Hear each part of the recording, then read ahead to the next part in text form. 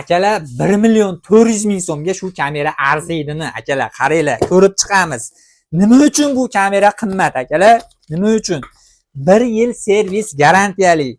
3K kачествоda oladi akalar. Kamerani bitta baho beramiz akalar. Yo'qsa bitta like urib qo'yasizlar akalar, qizartirib akalar.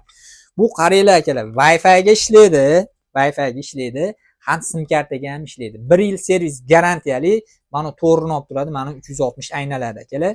Mana unisi ham balandpast bo'ladi. Kannayi bor akalar.